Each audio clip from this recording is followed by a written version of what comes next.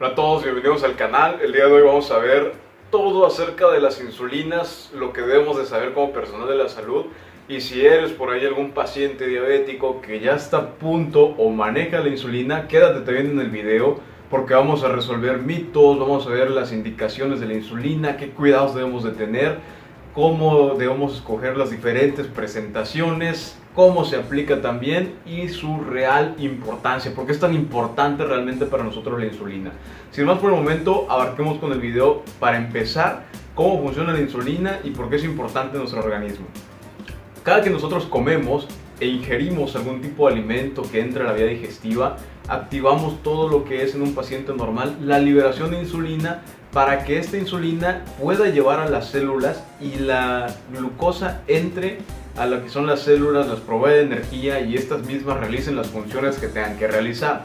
En el paciente que padece diabetes o algún trastorno alterando la insulina, pues prácticamente estas células no pueden aprovechar esta glucosa de manera correcta. Por esto tantas complicaciones. El páncreas, válgame la redundancia, este feedback debe de existir. El páncreas no puede trabajar, no puede liberar insulina también si no tiene glucosa antes. La glucosa entra a en este caso a los canales del páncreas por medio de los canales del GLUT1 o GLUT2 en el caso de los GLUT. Entra entonces la glucosa al páncreas porque este es el encargado a través de las células beta pancreáticas de liberar insulina. Francamente, llega esta glucosa, entra a través de los canales de los GLUT, esta activa lo que es la glucosa 6-fosfato a través de la glucoquinasa, la transforma en piruvato a grosso modo. El piruvato al final hace esto ATP y ADP, el ATP y ADP activan los canales y liberan potasio, el potasio activa lo que son los canales de calcio y el calcio al final a grosso modo termina liberando lo que son los gránulos donde están concentrados lo que es la insulina para que ésta se pueda liberar al torrente sanguíneo y en la sangre haga su chamba, lleve la glucosa y lo aproveche nuestro cuerpo. Esto se los cuento de una manera rápida, pero es un poquito más extenso. Es para que entendamos cómo empieza a funcionar toda esta cadena, toda esta cascada de forma tan importante en el organismo. Cuando el paciente entonces no puede aprovechar de forma correcta la insulina, tiene resistencia a la misma o no la produce, entonces debemos sustituir esta insulina que el cuerpo ya no produce de forma natural por lo que es una insulina externa, las diferentes presentaciones que hay. ¿En todos los pacientes está indicado? No. Nos vamos a guiar entonces de la Asociación Americana de Diabetes o la American Care, en este caso, que nos va a decir en qué pacientes sí y en qué pacientes no, de acuerdo a las actualizaciones del 2018. Prácticamente lo que nos dice es que nos debemos, en este caso, de concentrar en un laboratorio que se llama hemoglobina glicosilada. El paciente en otros laboratorios como la glucosa de 6 horas de ayuno, la química sanguínea, etc., a veces hace trampa, o casi siempre hace trampa en esto. 2-3 días antes los pacientes acostumbran a no comer casi nada para que el día del estudio salga esa glucosa lo más normal posible. Y pues al final el beneficio o la falta de esto es para ellos. Entonces las guías nos recomiendan que utilicemos este laboratorio que se llama hemoglobina glicosilada. Esto nos va a marcar cómo ha estado la glucosa en un promedio de 3 meses hasta la fecha aproximadamente. Y esto lo va a marcar en porcentajes. Cuando está por debajo del 9%, pero arriba del 6,5%, entonces aquí el paciente puede estar manejándose con ya sea cambios de hábitos, ajustes de la dieta, ejercicio, una monoterapia con un solo fármaco. Cuando está arriba de 9 hasta 9.9, entonces combinamos hábitos con monoterapia y aparte algún hipoglucemiante vía oral. Pero el paciente que nos llega con un 10% para arriba, ese es el paciente en el cual vamos a empezar a indicar lo que es el uso de la insulina. Aquí nos vamos a quitar de que si le estamos citando con químicas sanguíneas, con destroxis, esto es para hacer ajustes del tratamiento, que quede claro. Para ver qué manejo le vamos a dar, monoterapia, biterapia, en este caso hipoglucemiante o insulina, es con hemoglobina glicosilada entonces. Arriba del 10% me está llegando este paciente, entonces tengo que sugerir o emplear el uso de insulina ya con estos pacientes. Cuando este paciente voy a iniciar la terapia, siempre mi dosis inicial tiene que ser, la recomendación que nos hacen es que sea con 10 unidades internacionales. Y estas 10 unidades internacionales yo al paciente no lo debo citar un mes después como es el control. ese paciente que le inicio terapia con insulina lo tengo que citar 2 veces a la semana o por lo menos una vez a la semana, es decir, que regrese a los 3 días, cada 3 días o por lo menos a la semana de haber iniciado el tratamiento, para que yo pueda ajustar si la glucosa sigue elevada o si se está bajando demasiado. Regresa mi paciente a los 3 días y este viene todavía con la glucosa bastante elevada, entonces yo empiezo a elevar 2 unidades internacionales, esas 10 que inicié, o 4 unidades internacionales hasta que mi paciente esté controlado. Si es todo lo contrario, me regresa 3 días después y la glucosa está entre 80 y 70, entonces yo empiezo a reducir 2 unidades de insulina a las 10 iniciales hasta de la misma manera tenerlo controlado. Pero si mi paciente ya entra en hipoglucemia y mi glucosa del paciente viene abajo de 60 miligramos sobre decilitro, entonces yo retiro automáticamente 4 unidades internacionales hasta llevarlo a las cifras deseadas con este paciente. Esto es lo básico para poder ajustar el tratamiento de insulina. Si yo quiero ser más específico y no iniciar con las 10 de la recomendación y lo quiero hacer en base a lo que es el kilogramaje, tengo que hacer entonces 0.1 o 0.2 unidades internacionales por kilogramo de peso cuando utilizamos insulinas basales. Ahorita vamos a determinar cuáles son las basales, las de acción rápida y todo esto. Cuando yo inicio con una de acción rápida o mi paciente en estos momentos viene, es que soy diabético y viene con sintomatología de una cetoacidosis, de un estado hiperosmolar, otra cosa, entonces mis terapias iniciales con las insulinas de acción rápida tienen que ser de 0.4 a 0.6 unidades internacionales por kilogramo de peso. ¿Por qué cambia aquí? Y en las basales es de 0.1, 0.2 y en las de acción rápida 0.4, 0.6. Porque las de acción rápida regularmente van a estar acompañadas de la ingesta o reposición de glucosa, ya sea con la alimentación o mantenimiento de, en este caso, alguna solución intravenosa. Por eso es que la concentración es más para que el paciente pueda aprovechar lo mejor posible la glucosa que está circulando a niveles sanguíneos. Por eso es la diferencia de porcentajes. Ahora, ya entramos más o menos a las basales, acción rápida. ¿Cómo se catalogan? De la siguiente manera. Vamos a tener las de acción ultra rápida, que estas van a ser en su representación la Lispro, en este caso la Aspar, van a tener lo que es un inicio, después de que el paciente se la administra, van a empezar a actuar a los 5 o 15 minutos.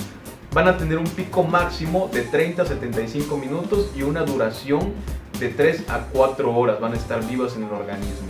Cuando me refiero a pico máximo, quiero decir de que una vez que el paciente se la administra, si empieza a actuar a los 5 o 15 minutos, los picos máximos quiere decir que viene así la gráfica, viene la potencia de la insulina y el pico máximo es cuando la insulina es más potente en el organismo.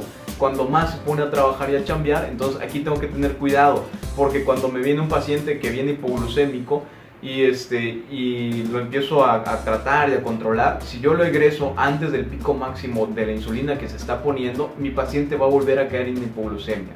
¿Para qué me sirve también saber el pico máximo? Porque es cuando el paciente entonces también tiene que estar ingiriendo alimento.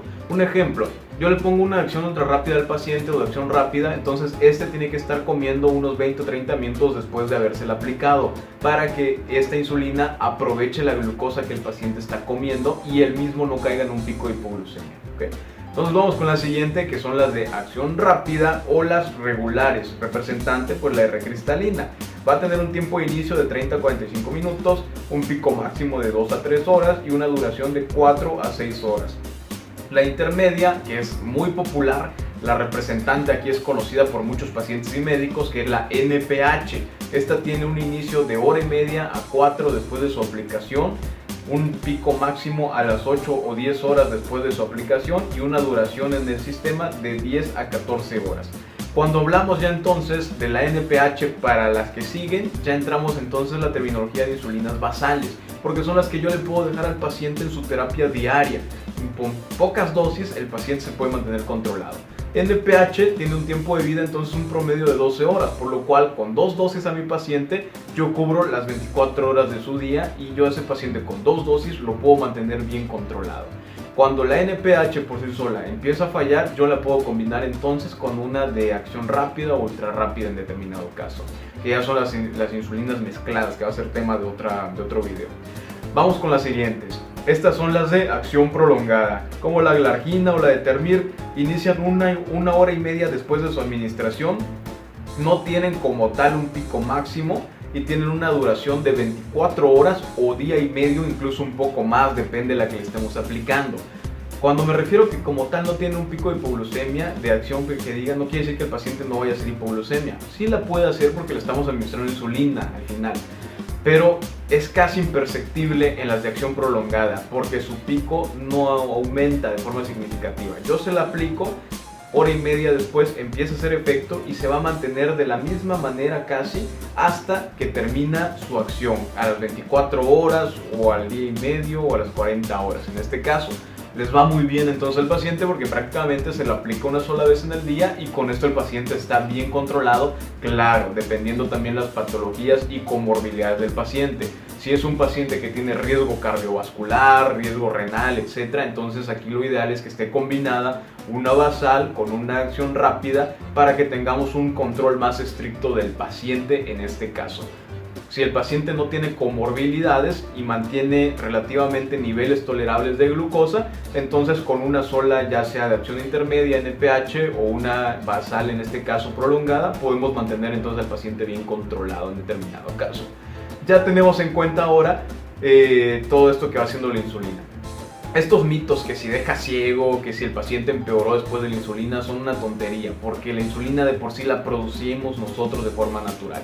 ¿Qué va a complicar al paciente? ¿Qué lo va a dejar ciego? La misma enfermedad, las mismas complicaciones de la diabetes mal controlada. El paciente que no tiene un buen control prácticamente es el que va a desarrollar estas complicaciones, no la insulina. La insulina, su complicación que puede llegar a ocasionar es la hipoglucemia cuando no lo calculamos adecuadamente o el paciente no tiene cuidado de estar vigilando estos picos y pues no ingiere alimento prácticamente.